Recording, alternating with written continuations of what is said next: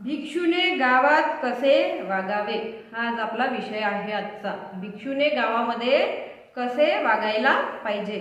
आजची आपली ही गोष्ट आहे कृपण श्रेष्ठी कोसियाची गोष्ट। कोसिया नावाचा श्रेष्ठी होता, त्या श्रेष्ठीची आजची आपली ही गोष्ट आहे। धम्मपदामध्ये यांच्याकरिता गाथा क्रमांक 49 म्हटलेली आहे। यथापि भमरो कुफ्फं वन्नगंधं अहेठ्ठयं फलेती रस्मादाय एवं गामे मुनिचरे। ह्या गाथेचा अर्थ अशा प्रमाणे आहे, ज्याप्रमाणे भ्रमर फुलांच्या वर्णगंधांची हानी केल्याशिवाय रस घेऊन पडतो, ज्याप्रमाणे तो भ्रमर म्हणजे भवरा, तो घोंगा असते की भवरा असते तो नाही का, घोंगो घोंगो करत येते फुलावर बसते आणि त्याचा रस पिते, रस घेऊन आपला तो भोंगा बरोबर, तर तो पडते। तर ज्याप्रमाणे भ्रमर फुलांच्या वर्णगंधांची हानी केल्याशिवाय तो काय करतो, फुलाच्या वर्णगंधाची हानी करतो बरोबर आहे, त्याच्यातला रस पूर्ण घेतो आणि रस घेऊन तो पडून जातो। रस घेऊन पडतो तर त्या पुष्प फुलाची हानीच होते नाही। त्याचप्रमाणे गावात भिक्खूने कुणाला बाधा न पोहोचविता भिक्षाटन करावे। त्याचप्रमाणे गावामध्ये भिक्खूने कुणालाही हानी न पोहोचविता भिक्षाटन करावे, असं ह्या गाथेचा अर्थ आहे। जेतवन विहारात फिरत असताना भगवान बुद्धांनी त्यांच्या मुख्य शिष्य महामोग्गलायन आणि कंजूस श्रेष्ठी कोसियाला उद्देशून ही गाथा म्हटलेली आहे। भगवान बुद्ध जेव्हा जेतवन विहारामध्ये फिरत होते तेव्हा त्यांनी, त्यांचे मुख्य शिष्य होते महामोग्गलायन, दोन त्यांचे मुख्य शिष्य होते महामोग्गलायन आणि सारीपुत्त, ठीक आहे। तर महामोग्गलायन आणि कंजूस श्रेष्ठी होता, एक खूप कंजूस श्रेष्ठी होता, त्याचे नाव काय होते, कोसिया, त्याचे नाव होते कोसिया। ह्या दोघांना उद्देशून भगवान बुद्धांनी ही गाथा म्हटलेली आहे। राजगृहाजवळ सपकारा नावाच्या खेड्यात कोसिया नावाचा श्रीमंत पण कंजूस माणूस राहत होता। राजगृहाजवळ सपकारा नावाचा एक खेडा गाव होता, त्याच्यामध्ये कोसिया नावाचा एक श्रेष्ठी राहत होता। तो खूप श्रीमंत होता, परंतु श्रीमंत असूनही खूप कंजूस होता। तो त्याच्या प्राप्तीतील लहानात लहान हिस्सा सुद्धा दान करण्यास इच्छुक राहत नसे। त्याला कितीही पैसा मिळत जरी असेल तर त्याच्यामधून तो लहानातला लहान हिस्सा सुद्धा दान करण्यामध्ये इच्छुक राहत नव्हता। एवढेच नव्हे तर तो स्वतः देखील त्या धनाचा उपयोग करीत नव्हता। तो दान तर करीतच नव्हता, परंतु त्याला एवढं त्याच्याजवळ धन होतं, तो स्वतः सुद्धा त्या धनाचा उपयोग करीत नव्हता। एवढा कंजूस तो कोसिया नावाचा श्रेष्ठी होता। एके दिवस तो आणि त्याची पत्नी त्याच्या घराच्या वरच्या मजल्यावर केवळ स्वतःच्या खाण्यासाठी धिरडी करीत बसली। धिरडी म्हणजे पातळ केक सारखी असते, असं नाही का आपण चीला म्हणतो, डोसा म्हणतो आता, तशासारखं ते धिरडी वगैरे असेल। तर एक दिवस काय झालं, तो आणि त्याची पत्नी त्याच्या घराच्या वरच्या मजल्यावर गेले आणि तिथे फक्त स्वतःच्या खाण्यासाठी धिरडी तयार करीत बसले ते। कारण धिरडी करताना आपण कोणाला दिसू नये, आपण धिरडी बनवत आहोत म्हणून आपण कोणाला दिसू नये, म्हणून ते वरच्या मजल्यावर जाऊन बसले व धिरडी खाण्यासाठी कोणाला भागीदार करण्याची पाळी येऊ नये। जर आपण कोणाला धिरडी बनवताना दिसू तर कुणी आपल्याजवळ धिरडी खायसाठी येणार नाही का, आणि आपल्यावर धिरडी खायसाठी आपल्याला भागीदार होण्याची पाळी आपण येऊ देऊ नाही, म्हणून ते वरती जाऊन वरच्या मजल्यावर जाऊन त्यांनी धिरडी बनवायचं ठरवलं। एके दिवशी भल्या सकाळी भगवान बुद्धांनी आपल्या दिव्य दृष्टीने असे पाहिले। एके दिवशी काय झालं, सकाळी सकाळी भगवान बुद्धांनी आपल्या दिव्य दृष्टीने असे बघितले की तो श्रीमंत माणूस व त्याची पत्नी लवकरच श्रोतापत्ती फल प्राप्त करू शकतात। भगवान बुद्धांनी आपल्या दिव्य दृष्टीने बघितलं सकाळी सकाळी की हा कंजूस श्रेष्ठी आणि याची पत्नी लवकरच श्रोतापत्ती फल प्राप्त करू शकते, म्हणून त्यांनी त्याच्या परम शिष्य महामोग्गलायन यांना त्या श्रीमंताच्या घरी पाठविले। म्हणून भगवान बुद्धांनी काय केलं, त्यांच्या जो प्रिय शिष्य होतं, परम शिष्य जे होते महामोगलायन यांना त्यांच्या घरी, त्या श्रीमंताच्या घरी पाठवले भगवान बुद्धांनी. व दुपारच्या जेवणाच्या वेळी त्या दोघा पती पत्नीला जेतवन विहारात घेऊन येण्यास सांगितले. आणि दुपारच्या जेव्हा जेवणाची वेळ होणार तर त्या जेवणाच्या वेळी त्या दोघ्याही पती पत्नीला विहारामध्ये घेऊन येण्यास त्यांना सांगितलं. कुणाला? महामोगलायन भंतेजींना. महामोगलायन त्या श्रीमंताच्या घरी गेले व खिडकी समोर उभे राहिले. आणि महामोगलायन मग भगवान बुद्धांच्या सांगण्यावरून त्या श्रीमंत श्रेष्ठी कोसी याच्या घरी गेले आणि खिडकी समोर ते उभे राहिले. त्या श्रीमंताने महामोगलायन यांना बघून त्यांना जाण्यास सांगितले. तो जो श्रीमंत कोसी श्रेष्ठी होता त्याने त्यांना बघितलं आणि त्यांना सांगितलं की तुम्ही आता पुढे जावे, आमच्याकडे काही आहे नाही.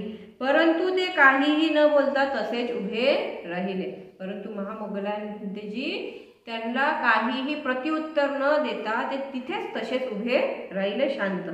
शेवटी कोसियाने त्याच्या पत्नीला छोटीशी धिरडी बनवून त्या भिक्खूला देण्यास सांगितले. शेवटी तो त्रासून गेला की आता हे काही जाऊन राहिले नाही, हे काही घेऊनच जातील आपल्या घरून. म्हणून त्याने आपल्या पत्नीला म्हटलं की तू आता मोठी धिरडी नको बनवू, छोटीशीच धिरडी बनव आणि त्या भिक्खूंना देऊ आपण आणि त्यांना जायला सांगू. तिने कणकेचाच लहानसा तुकडा घेऊन तो तवाभर पसरला.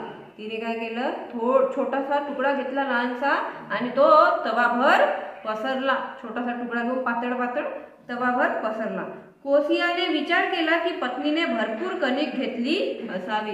आता त्या श्रेष्ठीने विचार केला, माझ्या पत्नीने एवढा मोठी धिरडी बनवली बरोबर, तर जरूर हिने नाही का खूप सारी कणिक घेतली असावी. परंतु तिने काय केलं होतं, थोडंसंच कणिक घेतलं आणि ते तवाभर पसरली होती, म्हणून ती तवाभर पसरली. तो विचार करू लागला की एवढी हिने जास्ती कणिक घेतला असेल म्हणून ही धिरडी पूर्ण तवाभर पसरली. म्हणून त्याने स्वतः चिमूटभर कणिक घेतली. म्हणून त्या श्रेष्ठीने, कोसीय श्रेष्ठीने स्वतः चिमूटभर कणिक घेतली आणि स्वतः तो धिरडी टाकू लागला. ती चिमूटभर पिठाची धिरडी पण मोठ्या प्रमाणात फुगली आणि ती चिमूटभर पिठाची धिरडी सुद्धा मोठ्या प्रमाणामध्ये फुगली. यावरून छोट्यात छोटा कणिकेनेही ती ते छोटी धिरडी बनवू शकली नाही. आता तिने बनवलं तेही मोठी झाली फुगली आणि त्याने बनवलं छोटासा कणिक घेऊन तेही मोठी झाली. मग त्याने विचार केला की हे आणखी मोठी झाली, मग आणखी घेऊ मी कणिक छोटासा याच्यापेक्षा आणि आणखी बनवू. अशा प्रकारे ते बनवू लागले. परंतु ते छोट्या कणिक घेऊनही ती धिरडी मोठीच होऊ लागली, मोठीच बनवू लागली. ते छोटी धिरडी बनवू शकले नाही आणि ते छोटी धिरडी काही बनवू शकले नाही. प्रत्येक वेळी धिरडी मोठीच होत गेली. जेव्हा इथे थोडासा कणिकाचा तुकडाही घेत होते तरी ती धिरडी मोठीच होत गेली. शेवटी कंटाळून कोसिया पत्नीला म्हणाला, शेवटी दोघेही कंटाळले आणि तो श्रेष्ठी आपल्या पत्नीला म्हणाला की टोपलीत तयार असलेल्या धिरड्यांपैकीच एक धिरडी भिक्खूला देऊन टाक. आणि तो श्रेष्ठी आपल्या पत्नीला म्हणतो की टोपलीमध्ये तयार केलेल्या धिरड्यांपैकीच, छोटी तर आता काही बनत आहे नाही, जेवढ्या तयार झालेल्या आहेत त्याच्यामधून एक धिरडी तू आता भिक्खूंना देऊन टाक. जेव्हा कोसियाच्या पत्नीने टोपलीतून एक धिरडी काढण्याचा प्रयत्न केला, जेव्हा ती धिरडी द्यायसाठी टोपलीतून एक धिरडी काढण्याचा तिने प्रयत्न केला तेव्हा एकही धिरडी तिच्या हातात येऊ शकली नाही. तिच्या हातामध्ये येऊ शकली नाही कारण टोपलीतल्या सगळ्या धिरड्या एकमेकाला चिटकलेल्या होत्या. जेवढ्याही धिरड्या त्यांनी बनवल्या होत्या त्या सगळ्या टोपलीत बनवलेल्या धिरड्या एकमेकांना चिपकलेल्या होत्या. ह्यावेळी एक धिरडी काढण्याचे कोसियाचे सर्व प्रयत्न विफल झाले आणि एक धिरडी काढण्याचे त्याने खूप प्रयत्न केले, परंतु ती एक धिरडी काही निघत नव्हती, सर्वच चिपकलेल्या होत्या. कंटाळून शेवटी त्याने अख्खी टोपली धिरड्यांसह भंते महामोगलायन यांना अर्पण केले आणि तो कंटाळून त्यांनी पूर्ण टोपलीभर जेवढी धिरड्या बनवलेल्या होत्या त्या सगळ्या धिरड्या टोपलीसह त्या महामोगलायन भंतेजींना देऊन टाकली. भंतेंनी त्यावेळी कोसिया व त्याच्या पत्नीला धर्मोपदेश केला आणि आधी असं रूलच होता, नियमच होता की कुणाही कडून जर आपण थोडं तरी भोजनदान किंवा दान ग्रहण करत, भिक्षा ग्रहण करत असणार किंवा काहीही ग्रहण करत असणार तर आपल्याला त्यांना काय करायचं आहे, धम्मोपदेश द्यायचा आहे, आशीर्वाद द्यायचं आहे. तर त्याप्रमाणे त्या भंतेंनी त्यांना धम्मोपदेश केला आणि सांगितले भगवंत व त्यांचे शिष्य जेतवन विहारात आपली वाट पाहत आहेत.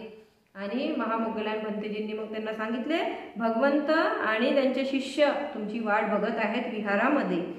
45 योजन दूर असलेल्या जेतवन विहाराकडे महामोगलायन व त्या दाम्पत्यासह धिरड्यांच्या टोपलीसह घेऊन त्वरेने निघाले. 45 योजन दूर होतं भगवान बुद्धांचं विहार.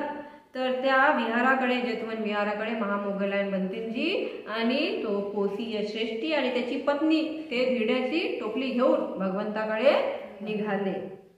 भगवंताकडे जाण्यासाठी निघाले आणि तिथे पोहोचून ते भगवंतासमोर जाऊन मग उभे राहिले. त्यांनी भगवंत व त्यांचे 500 शिष्य यांना धिरडी भिक्षान्न म्हणून दान केली.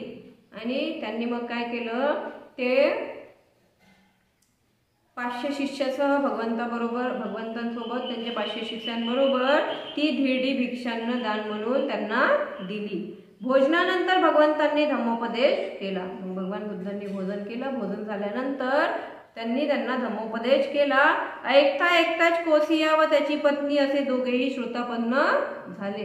आणि भगवान बुद्धांचा धम्मोपदेश ऐकताच कोसिया तो श्रेष्ठी आणि त्याची पत्नी श्रोतापन्न झाले. बुद्ध धम्म व संघास शरण जाऊन आपली सर्व संपत्ती बुद्ध शासनासाठी त्यांनी खर्च केली. आणि बुद्ध धम्म आणि संघांना त्रिरत्नांना शरण जाऊन त्यांनी सगळी संपत्ती बुद्ध शासनासाठी त्यांनी खर्च मग केली. तो एवढा कंजूस होता, स्वतःसाठी तर करतच नव्हता, परंतु कुणालाही थोडंसंही दान देत नव्हता. दुसऱ्या दिवशी भिक्खू संघात महामोगलायांच्या स्तुतीपर चर्चा चालूत असताना भगवंत तिथे आले आणि म्हणाले, भिक्खूंनो, आपण सुद्धा सारे महामोगलायन सारखेच खेड्यात जाऊन तिथे कोणालाही त्रास न देता. आणि मग जेव्हा दुसऱ्या दिवशी सगळ्या भिक्खूंमध्ये चर्चा होऊ लागली तर भगवान बुद्ध त्या भिक्खूंकडे गेले आणि त्यांना म्हणतात भगवान बुद्ध की ज्याप्रमाणे महामोगलायन भंतेजींनी खेड्यामध्ये गेले आणि तिथे कुणालाही त्रास न देता, त्यांनी त्यांना त्रास दिला होता की का, ते कोसिया आणि त्याची पत्नीला अजिबातही त्रास नाही दिला. उगाच ते खिडकीच्या बाहेर कितीतरी वेळपर्यंत उभे राहिले होते. तर म्हणून भगवान बुद्ध सांगतात त्यांना, आपण सारे सुद्धा महामोगलांसारखेच खेड्यात जाऊन तिथे कोणालाही त्रास न देता, त्यांच्या विश्वास व उदारता याला धक्का न लागू देता भिक्षान्न किंवा इतर वस्तूंचे दान ग्रहण केले पाहिजे, असे म्हणून भगवान बुद्धांनी वरील गाथेचा उच्चार केला. असं भगवान बुद्धांनी त्या भिक्खूंना सांगितलं आणि अशा प्रकारे वरील गाथेचा उच्चार त्यांनी केला. ज्याप्रमाणे भुंगा फुलातील रस फुलांच्या रंगरूपाने हानी न करता फक्त रस ग्रहण करतो, ज्याप्रमाणे तो भुंगा तो काय करतो, फक्त फुलाचा रस ग्रहण करतो, परंतु फुलाला तो हानी पोहोचवत नाही, फक्त त्याचा रस पिऊन तो जातो. त्याचप्रमाणे तसेच भिक्खूने कोणाचीही कसलीही हानी न करता भिक्षा ग्रहण केली पाहिजे. त्याचप्रमाणे भगवान सांगतात की भिक्षूने सुद्धा कोणाचीही कसलीही हानी न करता भिक्षा ग्रहण केली पाहिजे, त्यामुळे लोकांनाही आनंद आणि सुख मिळेल. भिक्खूंना घरोघरी जाऊन प्रत्येक घरून फक्त मूठभर अन्न स्वेच्छेने व आदराने दिलेली भिक्षा म्हणून घ्यावी लागते. भगवान बुद्ध सांगतात की भिक्खूंनी घरोघरी जाऊन प्रत्येक घरून फक्त मूठभर अन्न कुणी स्वइच्छेने काहीही देत असेल ते स्वइच्छेने व आदराने दिलेली भिक्षा म्हणून घ्यावी लागते.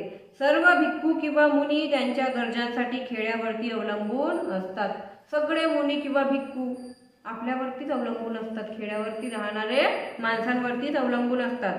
परंतु सदाचारी भिक्खू कोणत्याही खेड्यात लोकांची पिडवणूक होऊ नये म्हणून काळजी घेतो. जे सदाचारी भिक्खू असतात ते खेड्यामध्ये कोणत्याही भिक्खूमुळे आपल्यामुळे कुणालाही त्रास होऊ नये याची सुद्धा काळजी घेतात.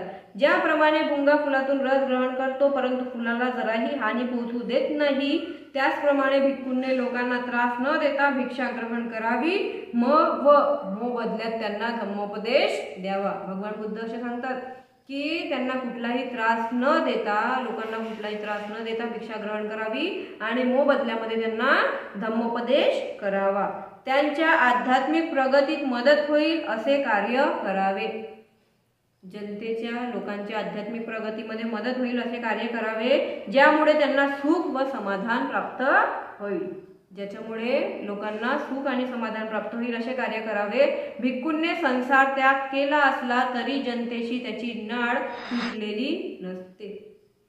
भिक्खू पूर्ण संसार त्याग करतात परंतु तरी सुद्धा जनतेसोबत त्यांची नाळ तुटलेली नसते. म्हणून भिक्खूने संसार सोडणे म्हणजे स्वार्थ सोडणे व इतरांच्या उच्च उत्क्रांतीसाठी, मानसिक उन्नतीसाठी किंवा निर्वाण प्राप्त करण्यासाठी त्यांना मदतच करणे आहे. हाच ह्या गाथेचा अर्थ आहे. आणि आजचा आपला हा विषय होता भिक्षूने गावामध्ये कसे वागायला पाहिजे ते आपण बघितलं. महामोग्गलायन भंतेजींच्या ह्याच्यावर महामोग्गलायन भंतेजींनी कसे वागले त्याचवरून भगवान बुद्धांनी सगळ्या भिक्खूंना उपदेश केला की सगळ्या भिक्खूंनी महामोग्गलायन भंतेजी सारखंच गावामध्ये वागलं पाहिजे. आणि त्याचबरोबर आपली आजची ही गोष्ट होती कृपण श्रेष्ठी कोसियाची गोष्ट. जसा तो एवढा श्रीमंत असून सुद्धा एवढा कंजूस होता, बरोबर, आणि तो कशा प्रकारे भगवान बुद्धांना शरण गेला. बुद्ध धम्म आणि संघाला शरण जाऊन तो श्रोतापन्न अवस्थेला प्राप्त झाला. ठीक आहे. साधू साधू साधू.